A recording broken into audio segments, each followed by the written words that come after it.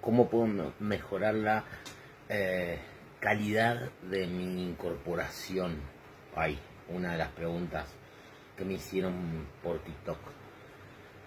Eh, para abordar este tema, bueno, esta persona adjudicaba que yo había riscado, que había comido 4 pies, que había hecho todas las liturgias que están acostumbradas en la mayoría de las casas, eh, y quería paradójicamente saber cómo podía afirmar la incorporación. Y yo logré entender entre líneas lo que me estaba planteando esta persona.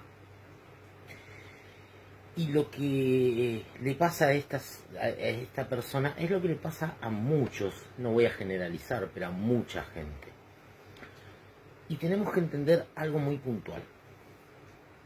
Cuando uno asiste a un templo y desarrolla el 95% de su vida espiritista dentro de un templo, es decir, dentro de una comunidad de hermanos, de gente, ¿no? Se genera algo que es el desarrollo o que es una actividad puntual de un culto, pero que se disocia absolutamente todo, es decir, se comparte absolutamente todo. Entonces se genera o se da lugar a, por ejemplo, cuestiones que son bastante peligrosas, como como el desarrollo colectivo, como patrones colectivos, como coreografías colectivas. Y nuestra fe se va desarrollando en lo colectivo. Es decir, que cuando yo salgo de allí como individuo, tengo la sensación de estar totalmente vacío. Es decir, no funciono como individuo, funciono solamente en lo colectivo.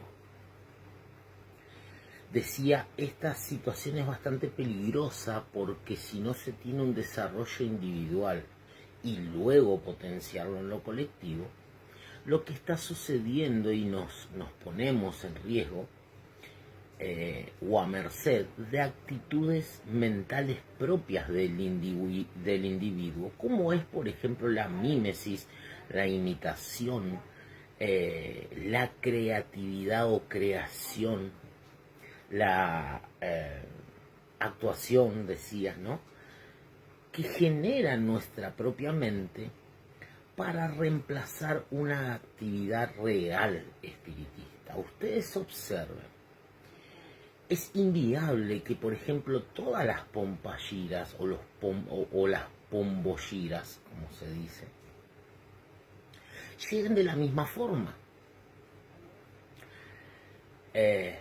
Primero la intempestiva llegada, ¿no? Es decir, está la persona bien cinetea y ¡bum! Como que le entró una cosa y ahí risa, manito acá, se estira para atrás. Todas llegan igual. Es decir que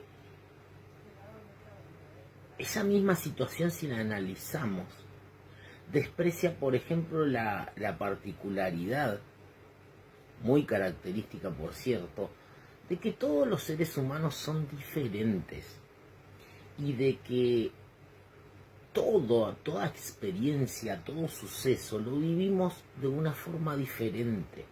Sin embargo, la llegada de un espíritu, que dicho sea de paso, son diferentes uno de otro por más que sea el mismo misterio, llegan de la misma forma, provocan en la materia la misma reacción, hablan hasta de la misma manera. Entonces, no voy a prejuzgar, pero sí voy a invitar a un análisis que tenga poco de sentido común, ¿no? Y de cordura en todo esto.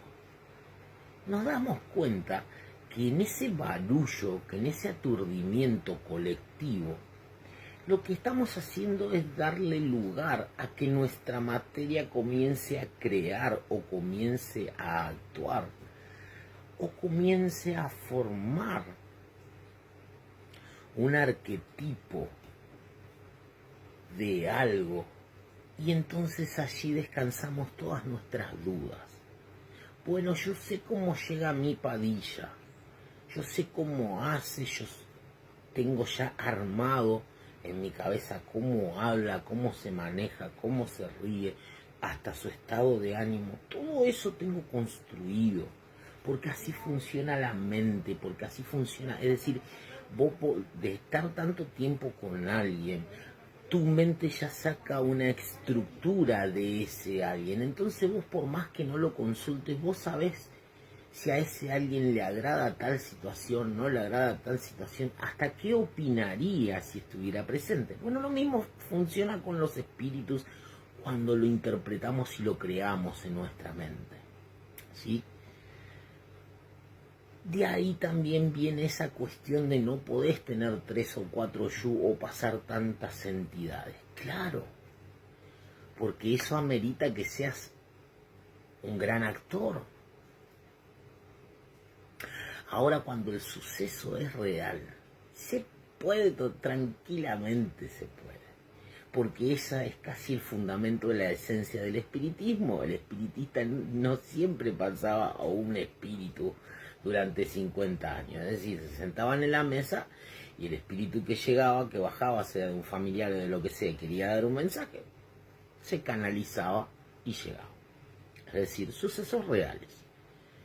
Y esto no es descabellado. Lo que pasa es que el trabajo en comunidad, el trabajo en la hermandad, hace que nos autoengañemos, hace que tapemos un montón de vacíos que a la larga nos van a aturdir a nosotros mismos. Para cerrar esta pregunta, la mejor forma de afirmar tu entidad es en la práctica individual, con vos mismo. No estoy diciendo que incorpores en tu casa, en tu trabajo, no.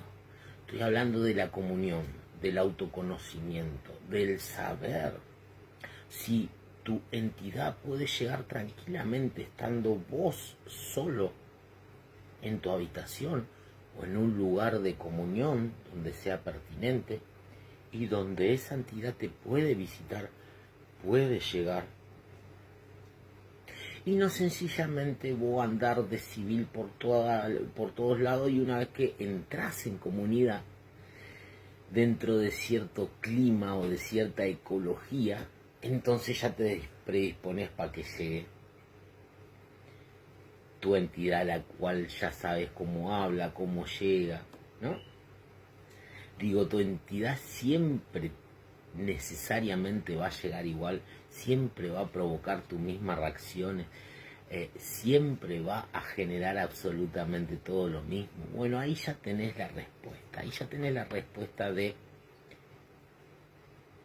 no voy a decir paranoia colectiva, pero sí tenés algo de superstición, de influencia, de mímesis y de un montón de cuestiones que estaría bueno que vos la notes e investigues a ver si eso es lo que te sucede.